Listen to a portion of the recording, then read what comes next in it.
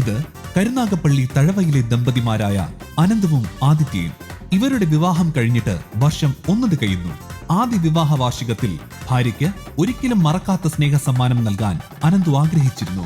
അങ്ങനെയാണ് കൗമുദി ചാനലിന്റെ oh my God ഷോയിൽ അനന്തു ഭാര്യയ്ക്ക് സർപ്രൈസ് നൽകുന്നത്. ആ സർപ്രൈസ് മലയാളികൾ ആവേശത്തോടെയാണ് ഏറ്റെടുത്തത്. യൂട്യൂബ് ട്രെൻഡിംഗിൽ 1ാമതെത്തിച്ച് കാഴ്ചക്കാർ വലിയ സ്ഥാനം നൽകി. മണിക്കൂറുകൾക്കുള്ളിൽ 10 ലക്ഷവും കടന്ന് വീഡിയോ വൈറലായി. വൈറൽ വീഡിയോയിലൂടെ അനന്തവും ആദിത്യയും മലയാളക്കരയിലെ പ്രിയ താരങ്ങളായി.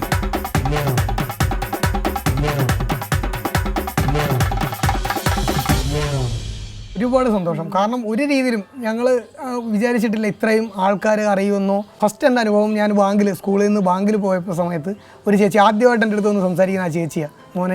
മോനെ കണ്ടു, ഇന്നലെ കണ്ടതേ ഉള്ളൂ എന്ന് പറഞ്ഞിട്ട് ആ ചേച്ചി വീട്ടിൽ പെട്ടെന്ന് മോളെയൊക്കെ വിളിച്ചു. അതൊക്കെ കണ്ടപ്പോൾ എനിക്ക് സത്യം നല്ല സന്തോഷം. കാരണം ഈ കൗമുദി TV-യിലൂടെയാണ് ഞങ്ങളെ അറിയുന്നത്. അതിൽ ഞങ്ങൾക്ക് ഭയങ്കര നല്ല സന്തോഷമുണ്ട്. കൗമുദി ചാനലിന്റെ അടുത്ത് ഞങ്ങളങ്ങനെ ആരും തിരിച്ചറിയാതെ പോകുന്ന 2 ആൾക്കാരായിരുന്നു.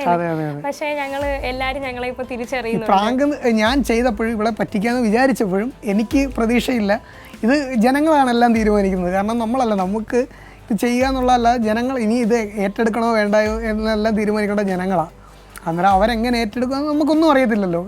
പക്ഷെ കണ്ടു, പെട്ടെന്ന് തന്നെ ലൈക്കും കമൻറ്റും എല്ലാം കയറുന്നു, പെട്ടെന്ന് തന്നെ വ്യൂസ് കയറുന്നതൊക്കെ കണ്ടപ്പോഴത്തേക്കും നല്ല സന്തോഷം.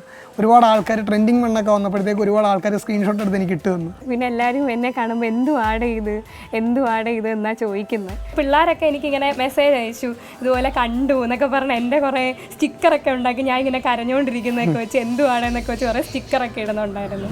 എന്തുവാണ് ഇത്, ഇയാളെന്തോ കാണിക്കുന്നത്, എന്തോ ചെയ്തിട്ട് ഇയാളിങ്ങനെ എന്നോട് കാണിക്കുന്നത്. ഈ എപ്പിസോഡ് കഴിഞ്ഞ് തിങ്കളാഴ്ച സ്കൂളിലേക്ക് വന്നപ്പോഴാണ് ഇതിൻ്റെ ഒരു ഇമ്പാക്റ്റ് എനിക്ക് മനസ്സിലായത്. കാരണം കുട്ടികളെല്ലാവരും എൻ്റെ അടുത്തേക്ക് വരുമോ, എല്ലാവരും എൻ്റെ അടുത്ത് വന്നിട്ട് നല്ല അഭിപ്രായം, ടീച്ചേഴ്സ് നല്ല അഭിപ്രായം.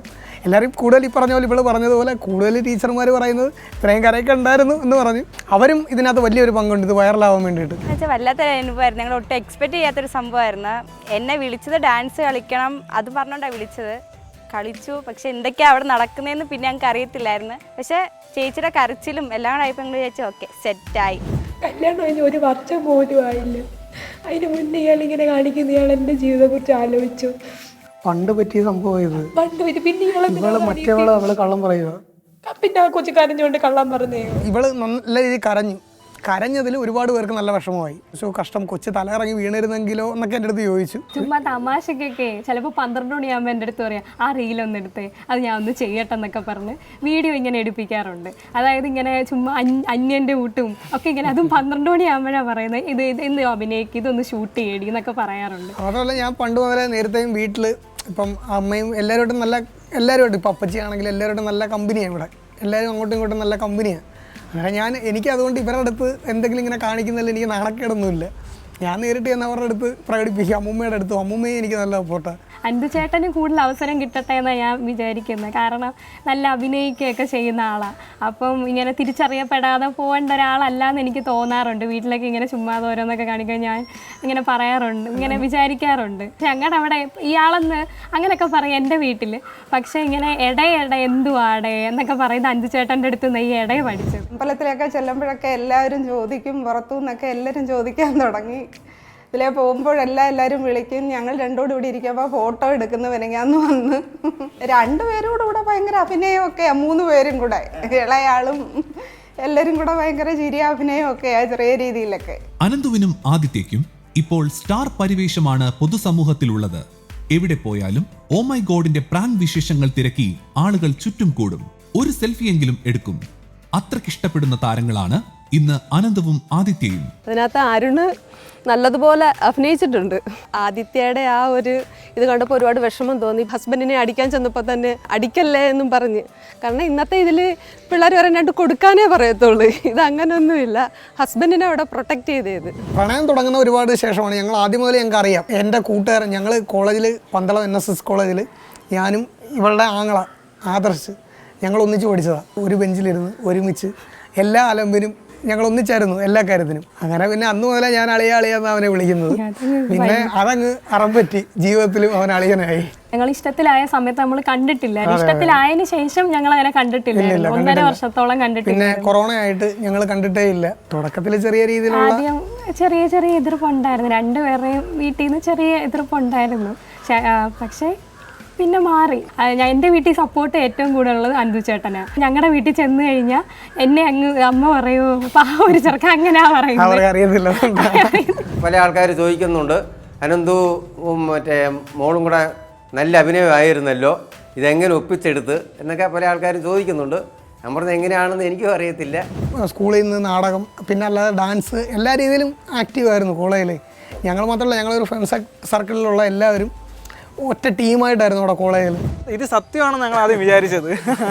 പണ്ട് അനന്തു എല്ലാവരും ചെയ്യുന്നത് എന്നെ ഇവിടെ വിളിച്ചിട്ട് പറഞ്ഞു, അണ്ണാ നമുക്കൊരു ദിവസം വീഗാലാൻഡ് പോവാം, അണ്ണാ എനിക്കൊരു 50 രൂപ അയച്ചു തരണേന്ന് പറഞ്ഞു. ഞാൻ പറഞ്ഞു എൻ്റെ 50 രൂപ ഞാൻ അയച്ചു തരാം, ഇത് നീ എൻ്റെ നിന്ന് മാത്രം 50 രൂപ വാങ്ങിച്ചിട്ട് എങ്ങനെ പോകുന്നു? ഇത് 50 രൂപ നമുക്ക് 50 നമ്മുടെ കോൺടാക്റ്റ് ഒരു 100 പേരുണ്ട്, ആ 100 ആൾക്കാരോട് നമ്മൾ 50 രൂപ ചോദിക്കും. എന്നാൽ നമുക്ക് ആ പൈസ കിട്ടിയിട്ട് അവർക്ക് തിരിച്ച് പൈസ കൊടുക്കുകയും വേണ്ട, നമുക്ക് വീഗാലാൻഡ് പോവുകയും ചെയ്യാമെന്ന്. അങ്ങനെ വീഗാലാൻഡ് 4 പ്രാവശ്യം പോയ ആളായി വരുന്നത്. കുഞ്ഞിലെ തൊട്ടേ നല്ല ആഗ്രഹം ഉണ്ടായിരുന്നു ഡാൻസ് പഠിക്കണം എന്നുള്ളത്. പക്ഷേ ഇടയ്ക്ക് പിന്നെ ഈ 10ാം ക്ലാസ്സും ഒക്കെ ഹൈസ്കൂൾ ആകുമ്പോഴത്തേന് വീട്ടിൽ നിന്ന് എന്തായാലും ഡാൻസൊക്കെ കുറച്ച് ആളെന്നാൽ മാറ്റി വെക്കുക എന്നൊക്കെ പറയുമായിരുന്നു. കാരണം പഠിത്തത്തിനാണ് നമ്മൾ ഇമ്പോർട്ടൻസ് കൊടുക്കുന്നതുകൊണ്ട്. ബിടെക്കിനായിരുന്നു പഠിച്ചുകൊണ്ടിരുന്ന സമയത്ത് വീണ്ടും ഈ ക്ലാസ്സിന് വേണ്ടിയിട്ട് ശനി ഞായറും മാത്രം ഇങ്ങനെ കോളേജിൽ നിന്ന് വരുമായിരുന്നു. തൃശ്ശൂരായിരുന്നു പഠിച്ചത്, അവിടെ നിന്ന് വരുമായിരുന്നു. കുറച്ച് പഠിച്ചപ്പോഴത്തേന് കൊറോണ ആ ഒരു ടൈമായി. അപ്പോൾ വീണ്ടും അത് ബ്രേക്കായി. 2 വർഷത്തോളം ക്ലാസ് ഒന്നും ഇല്ലായിരുന്നു. അതുകൊണ്ട് എനിക്കത് ഇതുവരെ പൂർണ്ണമാക്കാൻ പറ്റിയിട്ടില്ല. അതിലൊരു വിഷമമുണ്ട്. പിന്നെ സ്കൂളിലും കോളേജിലും ഒക്കെ ഇങ്ങനെ സിനിമാറ്റിക് ഡാൻസ് ഒക്കെ കളിക്കുമായിരുന്നു. ക്ലാസിക്കൽ ഇങ്ങനെ അരങ്ങേറ്റം ആ ഡ്രസ്സൊക്കെ ഇട്ട് ഇങ്ങനെ കളിക്കണമെന്ന് ഭയങ്കര ആഗ്രഹമാണ്. അത് ഇതുവരെ നടന്നില്ല, നടക്കുമെന്നാണ് പ്രതീക്ഷ.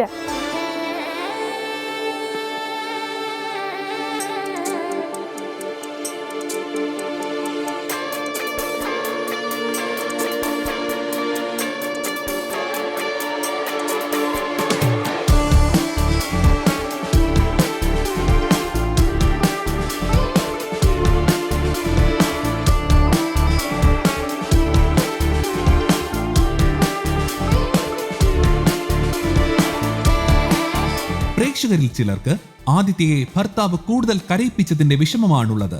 എല്ലാവരും തള്ളിപ്പറയുമ്പോഴും ഭർത്താവിനൊപ്പം നിന്ന ആദിത്യയുടെ മനസ്സിനെ മലയാളി സമൂഹം കയ്യടിയോടെ അംഗീകരിച്ചു. ഇങ്ങനെയൊരു പെൺകുട്ടിയെ ഭാര്യയായി കിട്ടിയെങ്കിലെന്ന് ആഗ്രഹിച്ചവരുമുണ്ട്. ചുരുക്കത്തിൽ ഈ വൈറൽ വീഡിയോയിലൂടെ എല്ലാവരും ഒരുപോലെ ഇഷ്ടപ്പെടുന്ന താരമായി ആദിത്യ എന്ന പെൺകുട്ടി മാറി. ഞങ്ങളിപ്പോ സന്തോഷമായിട്ട് ജീവിക്കുക. ഇതാണോ സന്തോഷം? ഞങ്ങളുടെ കല്യാണം എന്തുവാണ് പറയുന്നേ? ഞാൻ ആലോചിക്കുന്നത് ഈ ക്യാമറ ഒക്കെ കാണത്തില്ലേ, എൻ്റെ സംശയമായിരുന്നു. ചിലപ്പോൾ ഇത് സ്ക്രിപ്റ്റഡ് ആയിരിക്കാം എന്നൊക്കെ ഞാൻ വിചാരിച്ചിട്ടുണ്ട്. അന്നേരം ക്യാമറ ഒക്കെ കാണത്തില്ലെന്ന് വിചാരിച്ചു. അന്ന് ഞാൻ വന്ന് നേരിട്ട് ലൈവ് കണ്ടപ്പോഴാണ് എനിക്ക് മനസ്സിലായത് ഇത്രയും എഫേർട്ട് ഇതിൻ്റെ പുറകിൽ ചാനൽ എടുക്കുന്നുണ്ട്. എല്ലാവരും എൻ്റെ അടുത്തും ഇങ്ങനെ ചോദിക്കുന്നുണ്ടായിരുന്നു, ക്യാമറ കണ്ടില്ലേ, നിനക്ക് കാണത്തില്ല എന്ന്. സത്യം പറഞ്ഞാൽ കാണത്തേ ഇല്ല. അത്രയും ഹൈഡ് ചെയ്ത് അങ്ങനെ ഒരു ക്യാമറ ഉണ്ടെന്ന് പോലും തോന്നിക്കുന്ന അത്രയും അവർ റിസ്ക് എടുക്കുന്നുള്ളതാണ്. ഒരു നമുക്കൊരു ചെറിയ സംശയം പോലും തോന്നാത്തക്ക വിധത്തിലാണ് ക്യാമറ എല്ലാം വെച്ചിട്ടുള്ളത്. അപ്പോൾ ആ ഒരു എഫേർട്ട് എന്തായാലും പറഞ്ഞ് അഭിനന്ദിക്കേണ്ട ഒരു കാര്യം തന്നെയാണ്. ഇത് നിങ്ങളെ ഭർത്താവിന് കുഞ്ഞു പണിയാണ്. ക്യാമറ കണ്ടെടുത്തിട്ടുണ്ട്. നമ്മൾ വന്ന് പ്രേമിച്ചതാണ്. ഒന്നുമല്ല, വെഡിങ് ആനിവേഴ്സറി അല്ലേ, അതുകൊണ്ട് കൗമുദി ടിവിയിലെ 2 പേര് വന്ന് പ്രേമിച്ചതാണ്.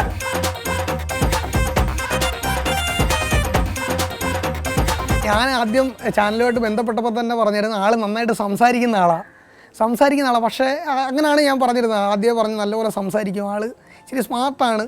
അന്നേരം എന്ത് സംഭവിക്കുന്ന അറിയത്തില്ല. ചിലപ്പോൾ എനിക്ക് അടിയൊക്കെ കിട്ടുമായിരിക്കും, ഞാൻ നാണം കെടുമായിരിക്കും, എനിക്കറിയത്തില്ല എന്നായിരുന്നു ഞാൻ പറഞ്ഞിരുന്നത്. പക്ഷേ നേരിട്ട് ഈ പ്രോഗ്രാം ഇതായി തുടങ്ങി, ഇത്രയും ഷൂട്ട് തുടങ്ങി, അതായത് സ്റ്റാർട്ട് ചെയ്ത് ഞങ്ങൾ അകത്ത് കയറി കഴിഞ്ഞിട്ട് ഞാൻ വിചാരിക്കുന്ന രീതിയിലേ അല്ലായിരുന്നു കാര്യങ്ങൾ പോകുന്നത്. കാരണം ഞാൻ ഇച്ചിരി ഇതായിട്ട് നിൽക്കും എന്ന് വിചാരിച്ച ആൾ പെട്ടെന്ന് കരയാൻ തുടങ്ങി. അങ്ങനെ എനിക്ക് ഉള്ളിൽ ചെറിയൊരു വിഷമം വന്നു. പിന്നെയും ഇത് തമാശ അല്ലേ. ഇയാളെന്തു പറഞ്ഞേ? ചെലവിന് കൊടുക്കാൻ പോവാന്നോ?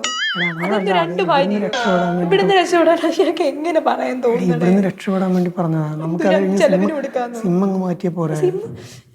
എന്തുവാ ഇങ്ങനെ എന്താന്ന് ഇയാളുടെ സ്വഭാവം? 4 വർഷമായിട്ട് ഞാൻ പറ്റിക്കുന്നുണ്ട്. ഒരു വട്ടം നല്ല രീതിയിൽ പറ്റിച്ചായിരുന്നു. എൻ്റെ അടുത്ത് പറഞ്ഞ് ഗുജറാത്തിലെങ്ങാണ്ട് ജോലി കിട്ടി, ഇനി വിളിക്കാനേ പറ്റത്തില്ല, റിഗിലാ ജോലി, അവിടെ വിളിക്കാനേ പറ്റത്തില്ല, ഫോൺ യൂസ് ചെയ്യാൻ പറ്റത്തില്ല, നീ കുറച്ച് നാളത്തേക്ക് വിളിക്കാൻ. ഇനി ഞാൻ ഇപ്പോഴേ വരത്തില്ല, ഒരു 6 മാസം കഴിഞ്ഞിട്ടേ വരത്തുള്ളൂ. എൻ്റെ ഒരു കൂട്ടുകാരൻ പോകുന്നതിൻ്റെ ഫ്ലൈറ്റ് ടിക്കറ്റിൻ്റെ ഒക്കെ ഫോട്ടോ എടുത്ത് വരാൻ അയച്ചു കൊടുത്തു. അവൻ്റെ ഭാഗമെല്ലാം ഞാൻ പിടിച്ചിട്ട് ഫോട്ടോ സഹിതം എല്ലാം വിശ്വസിക്കുന്ന രീതിയിൽ ഫോട്ടോ സഹിതം വിട്ടുകൊടുത്തു. ശരി എന്നാ ബൈ എന്ന് പറഞ്ഞിട്ട് ഞാനങ്ങ് ഫോണും സ്വിച്ച് ഓഫ് ചെയ്യുകയും ചെയ്തു. എന്നിട്ട് എൻ്റെ അടുത്ത് പറഞ്ഞ് ഞാൻ എവിടാന്നറിയാമോ, വീഡിയോ കോൾ ചെയ്തിട്ട് ഇങ്ങനെ കാണിച്ചു തന്നു, വീടിൻ്റെ ഫ്രണ്ടിൽ നിൽക്കുന്ന കാണിച്ചു തന്നു. അപ്പോഴാണ് ഞാനും വിശ്വസിക്കുന്നത്, ചുമ്മാ പറഞ്ഞായിരുന്നു. ബെസ്റ്റിയോ? കല്യാണം കഴിഞ്ഞിട്ട് ബെസ്റ്റിയോ? എടാ എന്തുവാണ് രണ്ടുപേരും ഇഷ്ടമോ? അടങ്ങിയിരിക്കും. പിന്നെ എന്തു അടങ്ങിയിരിക്കേ? ഞാൻ ഇങ്ങനെ എന്നും ഇരുന്ന് കമന്റ് ഒക്കെ നോക്കി രാവിലെ വെള്ള പണി അതാ. എന്നും രാത്രി ആകുമ്പോഴും രാവിലെ ആകുമ്പോഴും കമന്റ് എടുത്തിട്ട് എന്നെ ഇങ്ങനെ വായിച്ചേരും. കണ്ട കമന്റ് ഉണ്ട്. അപ്പൊ ഒത്തിരി സന്തോഷമുണ്ട്. എല്ലാവരും നല്ല പോസിറ്റീവായിട്ട്, അതിനകത്ത് 1-2 കമന്റേ ഉള്ളൂ നെഗറ്റീവായിട്ട് വന്നത്, ബാക്കി എല്ലാവരും പോസിറ്റീവായിട്ടാണ് പറഞ്ഞത്. ചില കമന്റ് ഒക്കെ നല്ല രസം, കൊതുക് കടിക്കാൻ പോലും അനുവദിക്കരുത്, ഇനി അതിനെ കരയിക്കരുത്, കരയിച്ചാൽ ഞങ്ങൾ കൗമുദി ചാനലിൽ അഡ്രസ്സ് ചോദിച്ചു വന്ന് തല്ലും. ഞാൻ അപ്പൊ ഇടയ്ക്കിടയ്ക്ക് പറയും കേരളം കത്തുവേ. ചിരിയും കളിയും അഭിനയവും യാത്രകളും സാന്ത്വനവും ഒക്കെയായി ഈ ദമ്പതികൾക്ക് മലയാളി മനസ്സിൽ പ്രത്യേക സ്ഥാനമാണുള്ളത്. മനസ്സിൽ നിന്ന് ഒരിക്കലും മാഞ്ഞു പോകാത്ത പ്രണയ ദമ്പതികളായി ഇവർ നിറഞ്ഞു നിൽക്കുന്നു.